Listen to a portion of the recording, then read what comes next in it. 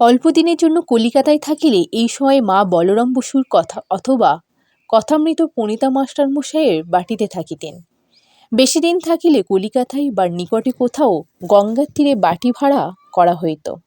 সঙ্গে স্বামী যোগানন্দ, যোগীন মা বা গোলাম্মা কেহু থাকিতেন। প্রায় 8 মাস কামারপুকুরে কাটাইয়া মা বলরামবাবুর বাটিতে আসিলে উঠিলেন।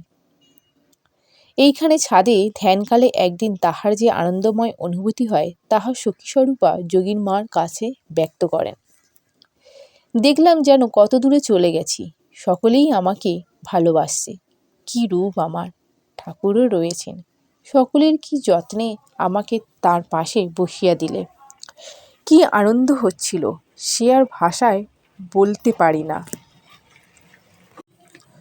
যখন মন নেমে এলো, দেখলাম শরীরটা পড়ে রয়েছে। ভাবছি কি করে ওটার ভিতর ঢুকবো। খানিক পরে শরীরের চেতনা ফিরে এলো। শ্রী রামকৃষ্ণের আজ্ঞানুযায়ী শিশি মা এই সময় গয়াধামে শ্বশুর ঠাকুরানী চন্দ্রমণি দেবীর পিণ্ডদান করিতে যান। গয়ায় অনতি দূরবর্তী বোধগয়ার একটি সুন্দর মঠ ও সেখানকার ভালো অবস্থা দেখিয়া তিনি ঠাকুরের কাছে কাঁদিয়া কাঁদিয়া বলেন, আমার ছেলেদের জন্যে অমনি একটি স্থান করে দাও, তাহলে অন্যভাবে আশ্রয়াভাবে তাদের কষ্ট পেতে হবে না। গয়া হইতে ফিরিয়া মা কলিকাতার অপর পার বেলুড়ে গঙ্গার ধারে নীলাম্বরবাবুর বাটিতে প্রায় 6 মাস কঠোর তপস্যা কাটান। এইখানে একদিন 2 জন সঙ্গিনী সহ তিনি ধ্যানে বসিয়াছেন।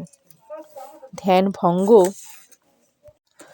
হইলে সঙ্গিনীরা দেখেন মা গভীর ধ্যানে নিমগ্না, পাষাণ প্রতিমার মতো নিশ্চল।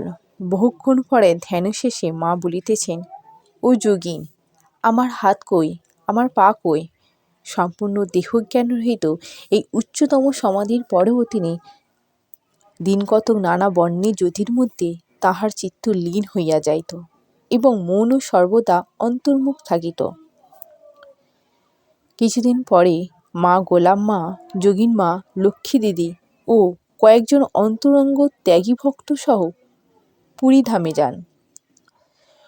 পুরী মন্দিরের পাণ্ডা গোবিন্দ সিংহানি মায়ের কথা পূর্বেই শুনিয়াছিলেন।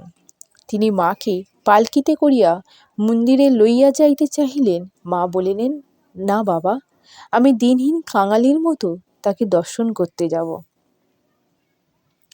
শ্রীরামকৃষ্ণ কখনো জগন্নাথ দর্শনে আসেন নাই, এই কথা স্মরণ করিয়া মা তাহার ফটো আঁচল ঢাকা দিয়া মন্দিরে লইয়া যান এবং পরম প্রীতি ভরে তাহাকে জগন্নাথ দর্শন করান। মা বলিতেন, ছায়া কায়া সমান। সকালে ও সন্ধ্যায় প্রভুকে দর্শন করিয়া লক্ষ্মীর মন্দিরে মা অনেকক্ষণ ধ্যানমগ্না থাকিতেন। এইভাবে পুরীতে 4 মাস কাটাইয়া কলিকাতা ফিরিয়া মা আটপুর তারকেশ্বর হইয়া কামারপুকুরে যান। প্রায় 1 বৎসর পরে কলিকাতায় আসিয়া তিনি মাস্টার মহাশয়ের ভবনে ওঠেন।